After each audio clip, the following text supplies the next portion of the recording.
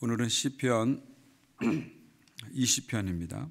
시편 20편 1절부터 9절까지 말씀입니다.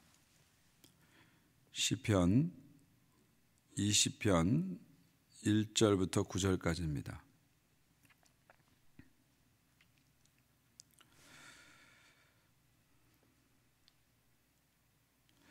지금 보니까 한 86가정에서 이 토요일 새벽기도 함께하고 계신데요.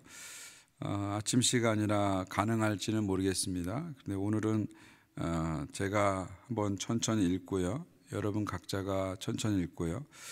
1절부터 9절까지를 저와 같이 한 목소리로 읽었으면 어떨까 그런 생각이 듭니다. 먼저 1절부터 9절까지 제가 천천히 읽어드리겠습니다. 하나님 말씀을 읽을 때 주의 음성을 들으시기 바랍니다.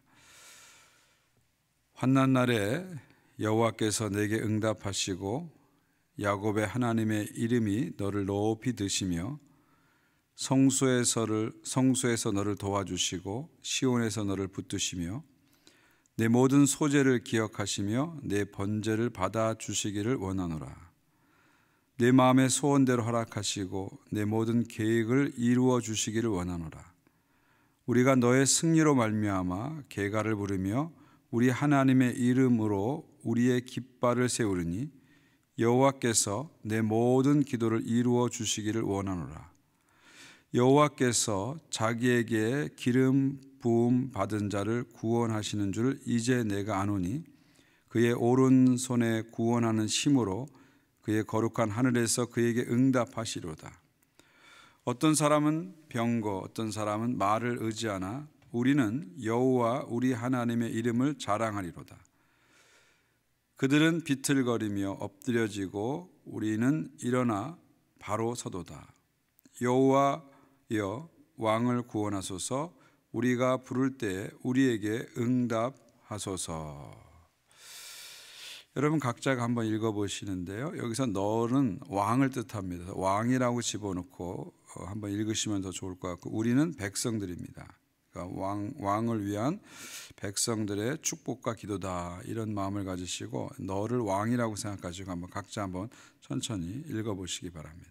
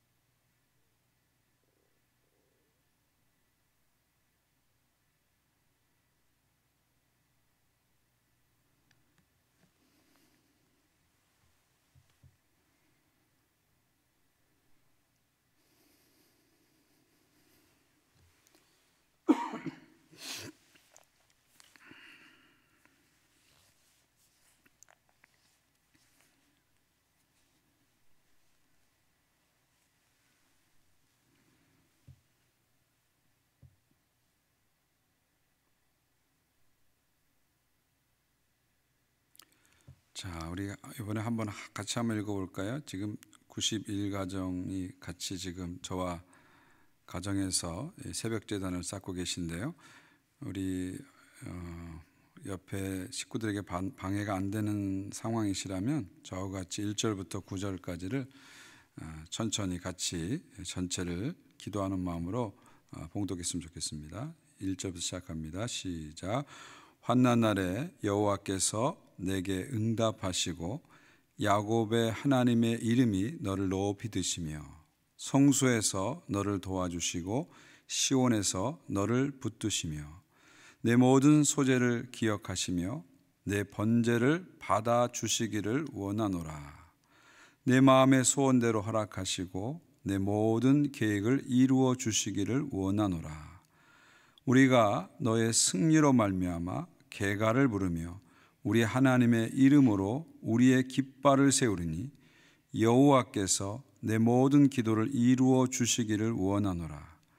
여호와께서 자기에게 기름 부음 받은 자를 구원하시는 줄을 이제 내가 아노니 그의 오른손에 구원하는 힘으로 그의 거룩한 하늘에서 그에게 응답하시리로다.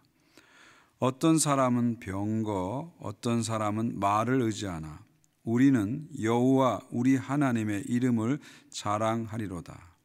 그들은 비틀거리며 엎드러지고 우리는 일어나 바로 서도다. 여호와여 왕을 구원하소서. 우리가 부를 때 우리에게 응답하소서. 아멘. 여러분 각자가 하나님 말씀을 읽으시면서 묵상하는 시간을 잠시 가져보시기 바랍니다.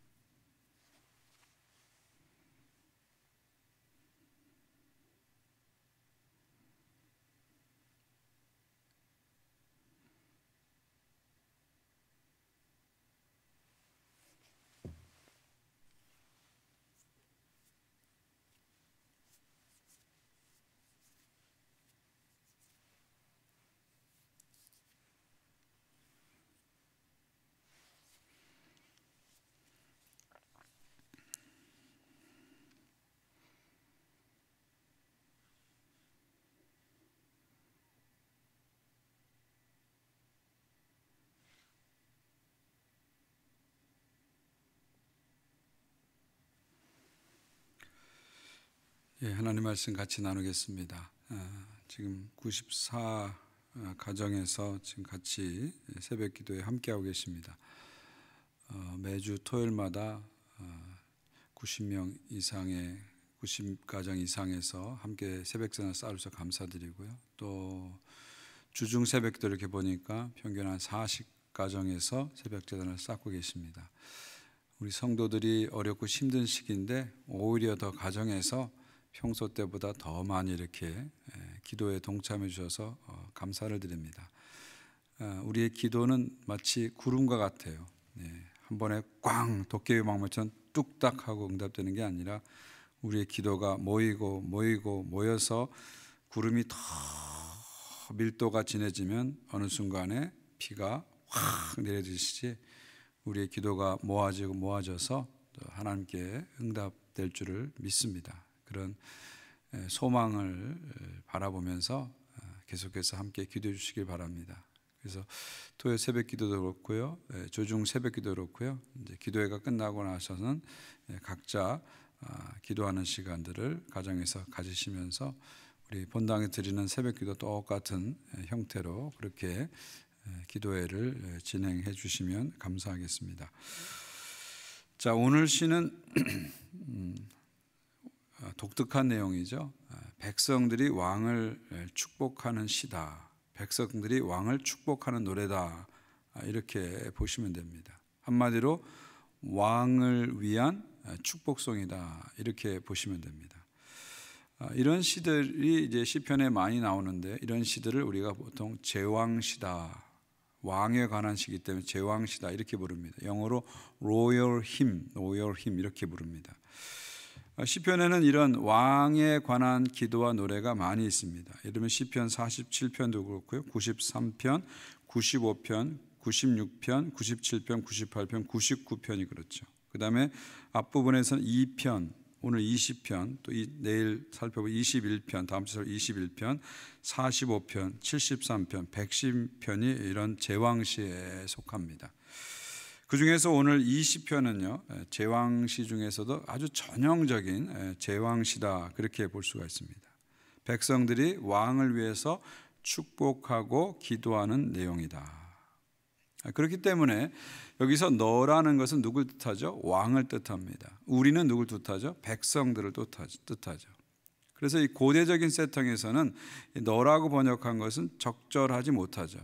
백성들이 왕을 너 이렇게 할 수 없잖아요, 고대 시대는. 그래서 이 너를 임금님이라고 또는 왕이나 임금님이라고 바꿔서 번역하면 더 실감나게 다가옵니다. 제가 한번 너를 임금님으로 바꿔서 여러분에게 한번 읽어드릴게요. 환난 날에 여호와께서 임금님께 응답하시고 야곱의 하나님의 이름이 임금님을 높이 드시며 성소에서 임금님을 도와주시고 시온에서 임금님을 붙드시며 임금님의 모든 소재를 기억하시고 임금님의 번제를 받아주시길 원합니다. 임금님의 마음의 소원대로 허락하시고 임금님의 모든 계획을 이루어 주시기를 원합니다. 5절입니다. 우리가 임금님의 승리로 말미암아 계가를 부르며 우리 하나님의 이름으로 우리의 깃발을 세우리니 여호와께서 임금님의 모든 기도를 이루어 주시기를 원합니다. 어떻습니까? 이렇게 너를 임금님으로 바꾸니까 이 기도가 어떤 세팅에서 어떤 상황에 불러진지가 아주 명확하게 분명하게 다가오죠. 자, 그렇다면 구체적으로 이 기도가 임금님, 왕을 위한 기도인데, 왕을 위한 축복송인데요, 어떤 상황에서 이 노래가 불러졌을까요? 대부분의 구약 성경학자들은 이 노래는 왕이 전쟁에 나갈 때 백성들이 왕을 축복할 때 부른 노래다, 이렇게 보게 됩니다. 그러니까 전쟁 나갈 때, 출전할 때 백성들이 왕을 향해서 축복했던 노래다, 이렇게 보는 것이죠. 여러분, 고대 시대의 전쟁은 그 개념 자체가 오늘날의 전쟁과 다릅니다. 오늘날의 전쟁은 어떤 국가 안보와 관련된 군사적인 행위라고 볼 수 있죠. 그런데 고대 시대 전쟁은 그거보다 좀 더 큰 개념입니다. 고대 시대를 보게 되면요, 왕이 어떻게 왕으로 인정을 받고 어떻게 왕권을 완성시킵니까? 전쟁을 통해서 안정시키죠. 이것은 이스라엘 역사도 그렇고 로마 제국 역사도 마찬가지입니다. 여러분, 사울과 다윗이 기름 부음 받았다고 바로 왕이 되는 게 아닙니다. 군사적인 승리를 확보했을 때 왕으로서 실질적으로 인정이 되고 그 왕권이 완성되죠. 이건 로마 제국도 마찬가지입니다. 시저가 어떻게 왕권을 잡습니까? 아우구스투스가 어떻게 왕권을 잡습니까? 후대 마르쿠스 아울레스가도 황제들이 어떻게 왕권을 잡습니까? 정복전쟁에서 승리함으로 그것을 가지고 왕권으로 인정을 받고 안정이 되는 거죠. 그러니까 이 전쟁이라는 것은 고대 시대 왕에게는 가장 중요한 임무다, 이렇게 볼 수가 있습니다. 그리고 이 전쟁이라는 것이 군사적 행위에 국한된 것이 아니라 정치, 경제, 사회, 문화까지 다 포괄하는 종합적인 행위라고 볼 수 있죠. 그래서 고대 시대에는 전쟁을 통해서 무엇을 확보하게 되냐면 영토를 확보하게 됩니다. 영토를 확보하게 되죠. 그리고 전쟁을 통해서 전리품을 얻게 됩니다. 그리고 무엇보다도 전쟁을 통해서 당시에 가장 중요한 생산 기반인 노예를 얻게 되는 거죠. 그러니까 전쟁이 그 당시에는 가장 중요한 경제 활동이다, 그렇게 볼 수가 있습니다. 뿐만 아니라 이 고대 시대에는 이 전쟁이 어떤 역할을 하게 되면 문화적인 것과 관련됩니다. 그래서 전쟁이 그냥 단순한 군사적인 행동만 아니라 이 전쟁과 관련돼서 많은 문화적인 노래라든지 춤이라든지 여러 가지 문화적인 활동이 같이 수반되게 되죠. 일종의 종합 예술이다, 이렇게 보시면 됩니다. 일종의 종합 예술이다. 이것이 고대적인 의미의 전쟁인 것이죠. 그렇기 때문에 왕이 전쟁에 나간다는 것은 국가에서 가장 중요한 일이 지금 이루어지는 거예요. 정치, 경제, 사회, 문화의 가장 중요한 활동이 이루어지는 겁니다. 그래서 왕이 전쟁에 나갈 때 백성들이 왕을 축복하고 왕을 위해서 기도하는 것이 고대 중요한 전통입니다. 바로 오늘 이 시편은 그런 상황에서 불려진 노래다, 이렇게 보시면 되죠. 1절 보세요. 환난 날에 여호와께서 임금님께 응답하시고 야곱의 하나님의 이름이 임금님 높이 드시며 전쟁에 나가는 왕을 위해서 기도하죠. 전쟁이라는 환난 날에 하나님께서 왕의 기도에 응답하시기를 기도하고 있습니다. 그 다음에 3절 보면은요, 임금님의 모든 소재를 기억하시고 임금님의 번제를 받아주시기를 원합니다. 여기서 보면은요, 왕의 예물과 예배를 받아달라는 기도를 하고 있습니다. 왜 이런 기도를 할까요? 여러분, 고대 시대에 그 하나님께 우리가 성경 보면 제물을 드리잖아요. 그 제물을 드린다는 것은 어떤 의미일까요? 자기 자신이 하나님께 받아들인다, 그런 얘기입니다. 여러분, 하나님은 예물을 많이 드린다고 기뻐하시는 그런 하나님이 아니잖아요. 하나님에게는 뇌물이 통하지 않습니다. 뇌물이 통하지 않은 유일한 분이 하나님이시잖아요. 부정한 예물을 아무리 많이 드려도 하나님은 그 예물에 절대로 반응하지 않으십니다. 그러니까 하나님께서 예물을 받아주신다, 이 말은 뭐예요?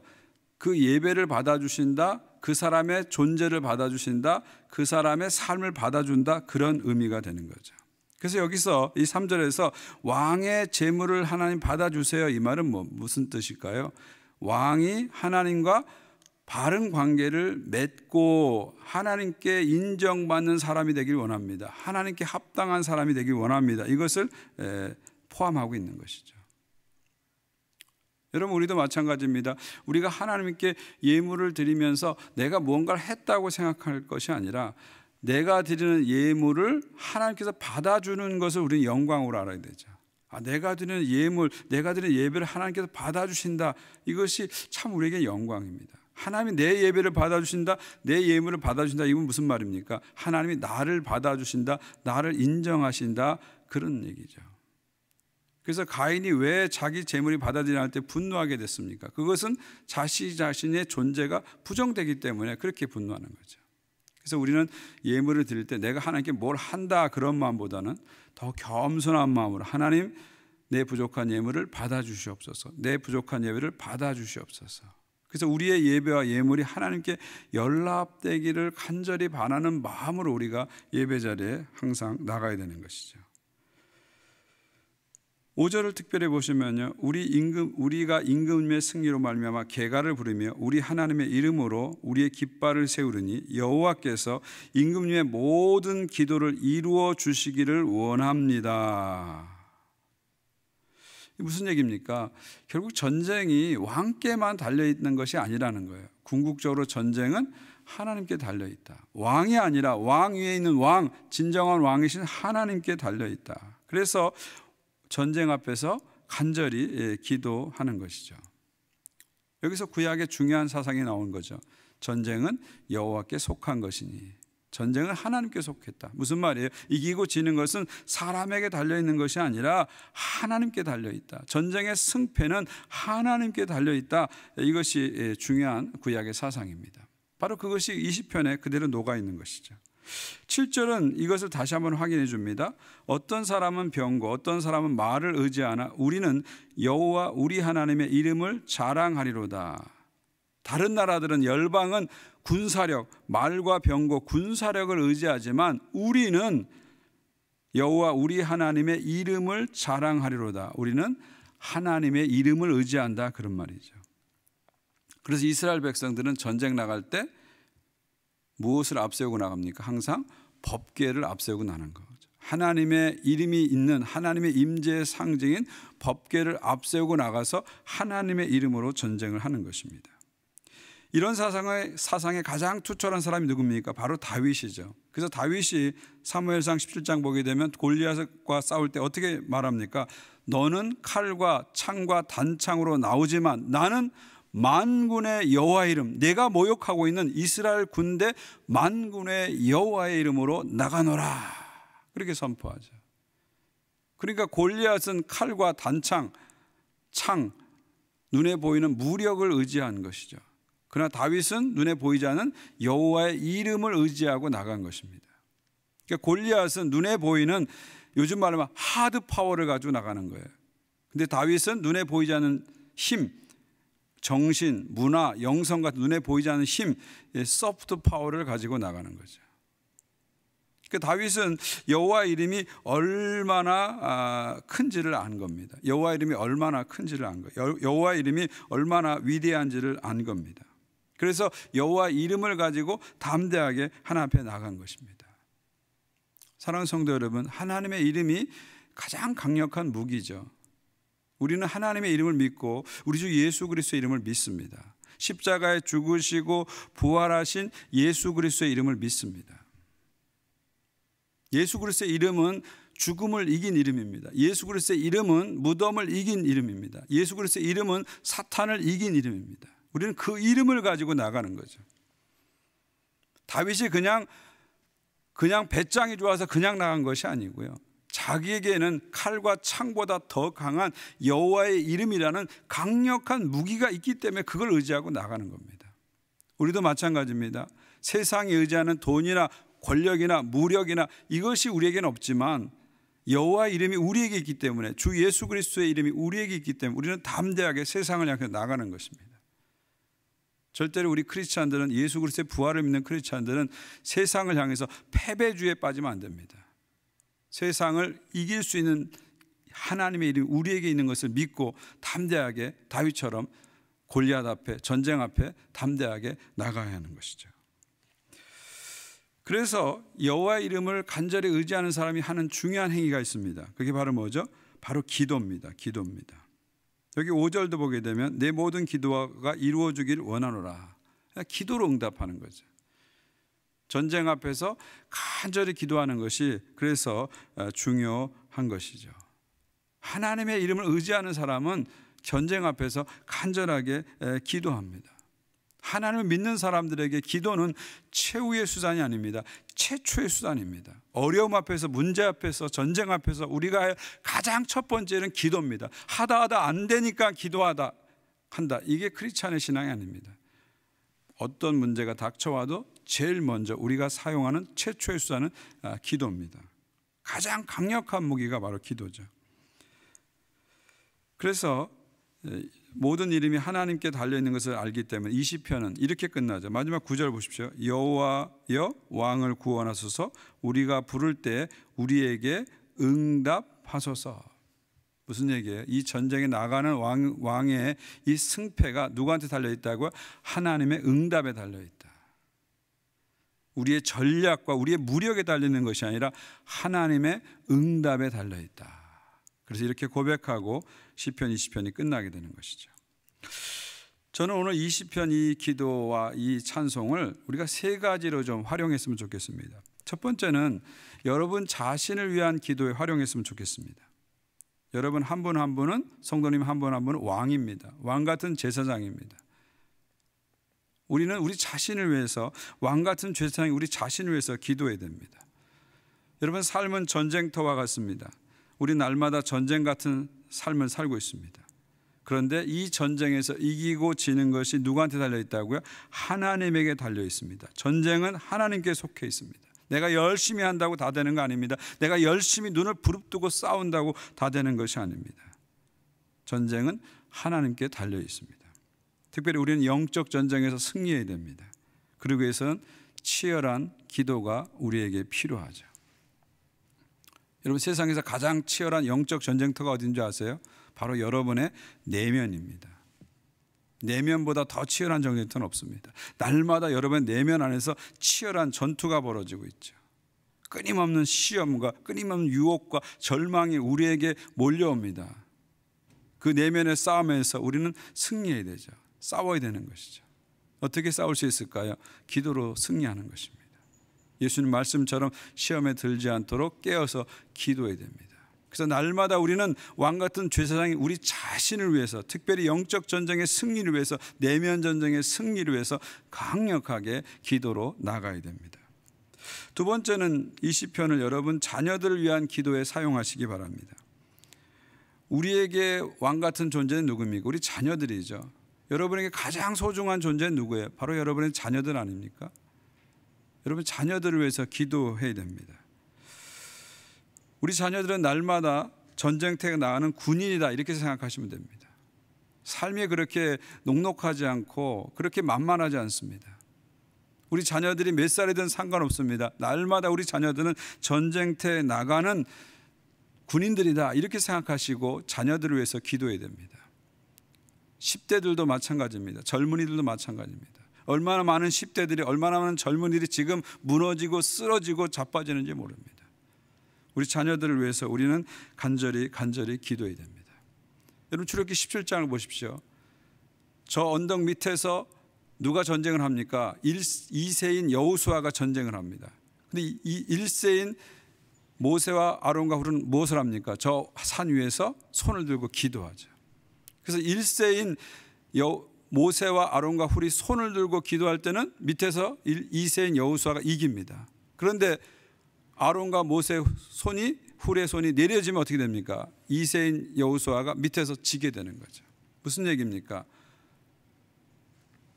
2세들의 전쟁의 승패는 1세들의 손등에 있다. 그런 얘기죠. 결국 자녀들의 전쟁의 승패는 누구한테 달려있다고요? 부모의 손등에 달려있다. 부모의 기도에 달려있다. 우리가 손을 들 때 부모들이 자녀들을 향해서 간절한 마음으로 손들고 기도할 때 우리 자녀들이 세상에서 영적으로 승리할 수 있다는 거죠. 그러나 우리의 손이 내려지고 우리의 기도가 약해지고 우리의 기도가 사라지면 우리 자녀들이 질 수밖에 없다는 겁니다. 우리 이런 사실을 깨닫고 간절히 우리 자녀들을 위해서 기도해야 하는 것이죠. 러시아 속담에 그런 유명한 속담이 있습니다. 전쟁에 나갈 때는 한 번 기도하고 바다에 나갈 때는 2번 기도하고 결혼할 때는 3번 기도하라. 무슨 얘기입니까? 삶의 결정적인 순간마다 우리는 간절히 기도해야 한다는 것이죠. 특별히 전쟁에 나가는 것보다 바다에 나가는 것보다 더 많이 기도할 게 뭐라고요? 결혼이죠. 결혼이 그만큼 중요하다는 것입니다. 그래서 우리 부모님들은 자녀들의 결혼을 위해서 기도해야 됩니다. 결혼하지 않은 자녀들이 결혼해서 하나님의 인도하심을 볼 수 있도록 기도해야 되죠. 그리고 이미 결혼한 자녀들의 가정을 여호와의 방패로 막아달라고 지켜달라고 간절히 기도해야 됩니다. 부모의 손등이 자녀의 승패를 좌우한다. 이 사실을 늘 기억하면서 우리에게 소중한 왕같은 우리의 존재인 소중한 자녀들을 위해서 손들고 기도하시는 부모님들 되시기를 주의 이름으로 축원드립니다. 마지막 3번째는요. 이 시편 20편을 위정자를 위한 기도에 여러분이 활용했으면 좋겠습니다. 여러분 고대 시대에 우리는 왕을 위해서 기도했죠. 백성들이 왕을 위해서 기도합니다. 오늘날 누구를 위해서 기도할까요? 위정자들을 위해서 기도해야 됩니다.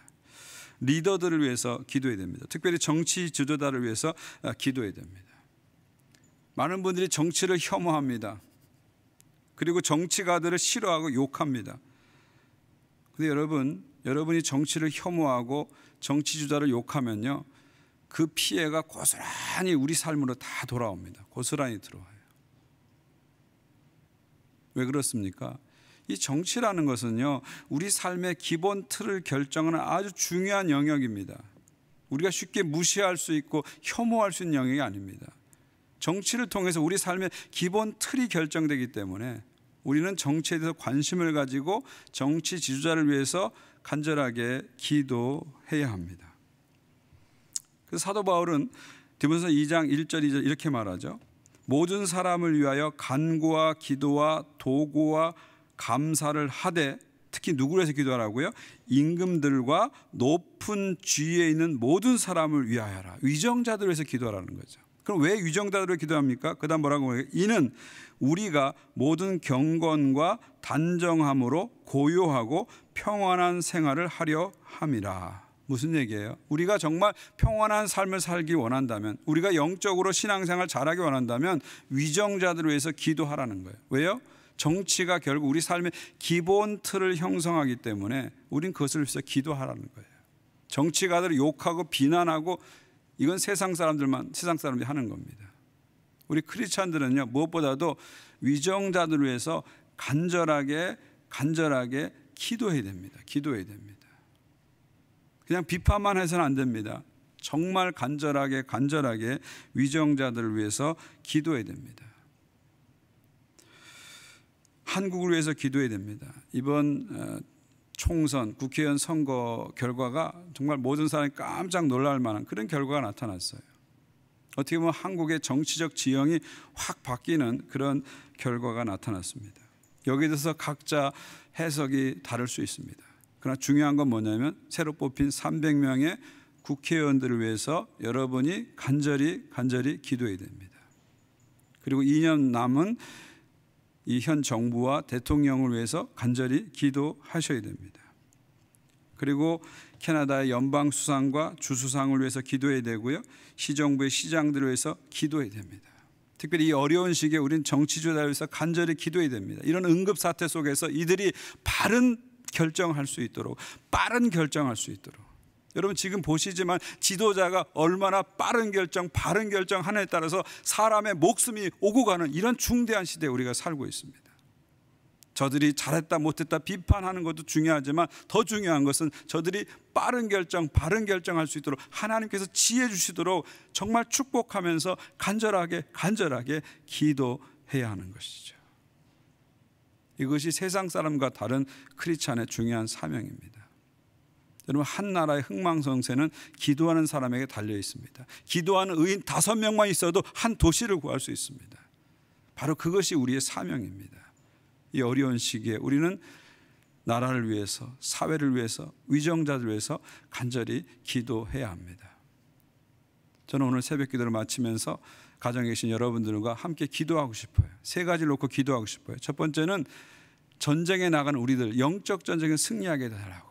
왕 같은 세상에 우리들이 예수 그리스도의 이름을 의지하고 영적 전쟁에서 승리하게 해달라고, 내면의 싸움에서 이기게 해달라고 여러분 간절히 기도하십시오. 두 번째는 여러분 자녀들을 위해서 기도하십시오. 여러분 자녀들의 모든 삶을 놓고 기도하십시오. 부모의 손드는 것이 자녀에게 얼마나 중요한지를, 부모의 기도가 자녀에게 얼마나 중요한지를 다시 한번 깨닫고 자녀들에서 손을 드십시오. 그들의 직장 생활과 학업과 결혼과 모든 삶을 위해서 이 시간 간절히 기도하십시오. 그리고 마지막으로 위정자들을 위해서 기도하십시오. 이 어려운 시기에 각 나라의 정부의 지도자들이, 위정자들이 바른 결정해서 많은 생명을 살리고 속히 이 모든 상황을 안정시킬 수 있도록 그들을 위해서 기도해 주시기 바랍니다. 우리 시간 가정에 계신 분들도 저와 같이 한번 간절한 마음으로 이 3가지 기도 제목을 놓고 하나님께 기도하겠습니다.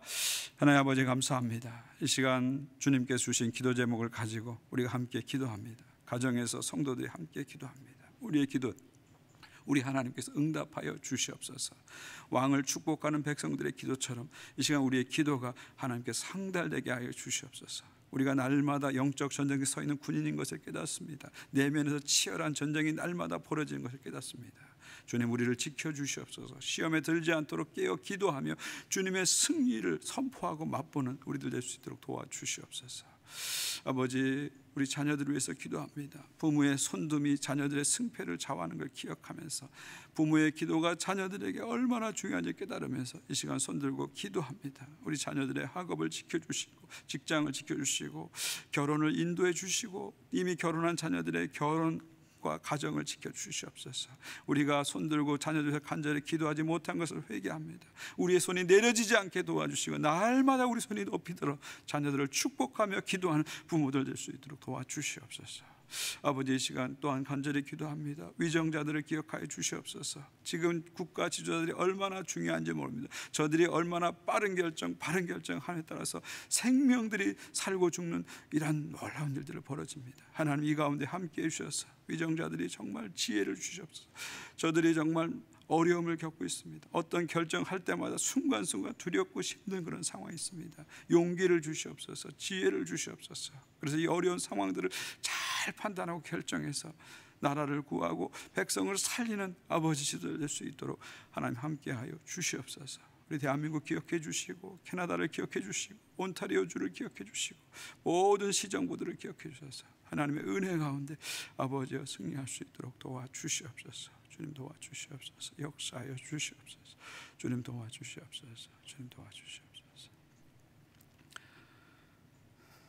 하나님 아버지 오늘 시편 20편을 통해서 주님께 받은 기도 제목을 가지고 우리가 간절히 기도했습니다. 날마다 영적 전쟁을 해야 하고 내면의 싸움을 해야 되는 저희들 주님 기억하여 주셔서 힘과 지혜를 허락하여 주시옵소서. 주님 말씀처럼 시험에 들지 않도록 도와주시고 깨어 기도하는 우리들 되게 하여 주셔서 주 예수 그리스도의 이름으로 날마다 영적 전쟁 승리하는 우리들 되게 하여 주시옵소서. 우리 자녀들을 위해서 기도합니다.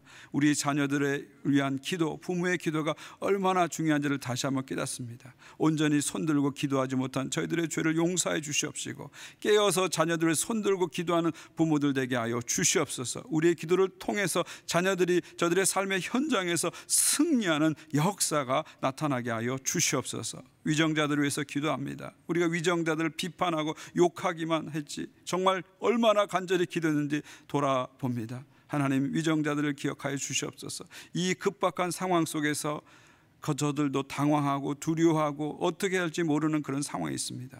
무엇보다도 위정자들에게, 정치 지도자들에게 용기를 주시옵소서, 지혜를 주시옵소서. 그래서 빠른 결정, 바른 결정에서 많은 생명을 구하고 나라의 상황을 안정시키는 그런 리더들이 될 수 있도록 도와주시옵소서. 대한민국의 정치 지도자를 위해서 기도합니다. 캐나다의 정치 지도자를 위해서 기도합니다. 하나님께서 지켜주시고 축복하셔서 저들을 통해서 나라가 안정되고 평안한 삶으로 다시 돌아올 수 있도록 주여 함께하여 주시옵소서. 예수 그리스도의 이름으로 기도하옵나이다. 아멘. 우리 함께 주기도문 드리겠습니다. 하늘에 계신 우리 아버지여, 이름이 거룩히 여김을 받으시오며 나라가 임하옵시며 뜻이 하늘인 것 같이 땅에서 이루어지이다. 오늘 우리에게 일용할 양식을 주시옵고 우리가 우리에게 죄 지은 자를 사하여 준 것 같이 우리의 죄를 사하여 주시옵고 우리를 시험에 들게 하지 마시옵고 다만 악에서 구하시옵소서. 나라와 권세와 영광이 아버지께 영원히 있사옵나이다. 아멘.